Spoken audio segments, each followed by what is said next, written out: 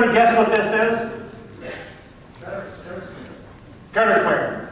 You sure? Anybody else think that they know what this is? A hook? Anybody else? Bracket for mounting roof standards. Okay. Artificial limb. That's kind of cool. Anybody else? An arm from a chair. Anybody else? One sleeve for a Jack Russell. A what?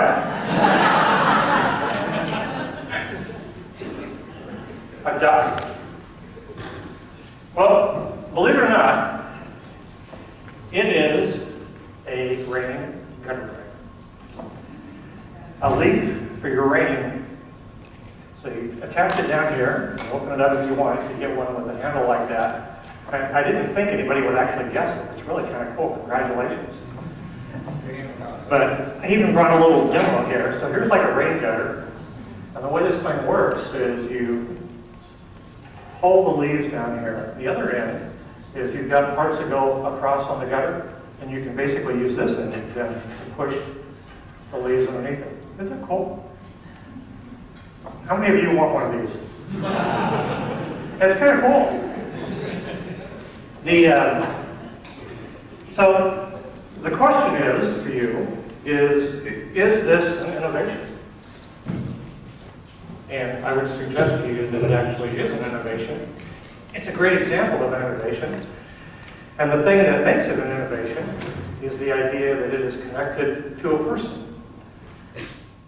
October 26th of last year, my daughter, who's 30 years old, her name is Aslan, she contracted the H1N1 virus. And she was hospitalized. She had pneumonia in both lungs. She was in the hospital for a week, and she gradually began to get better over that, but she was on oxygen because of the pneumonia and because of the difficulty in breathing with that. On Saturday morning, which would be 4 days, today's Tuesday, would be Saturday, a year ago, we took this picture of her. And she's really a funny kid. So this is her with her oxygen mask on, and she's kind of we're playing a game called Where's Waldo? And we were really hopeful. We thought things are going to improve, her life is going to get better, we're going to get completely past this. And then what happened was, within just a matter of hours, basically her whole life went south, and her life went south. Her lungs began to fail, and she basically began to suffocate to death. And then they ventilated her, and put her into a medically induced coma. And she was in that coma for 14 days. She was in ICU for 6 weeks, and she was in the hospital for about 2 months. And this has a really, happy ending to it, because last year we had probably the best Christmas that we ever had. And that was on Christmas Eve, our daughter was released from the hospital. And this is a picture of her coming out of the hospital. She's a pretty happy kid.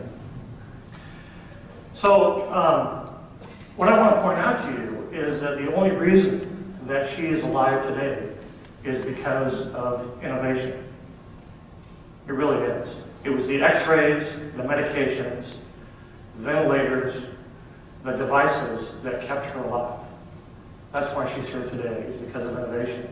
And when I was asked to give this keynote at this innovation showcase, I just couldn't help but just get very excited about it.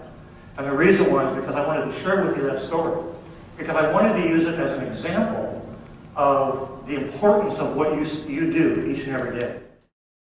A very important point about innovation, and that is you cannot do it alone.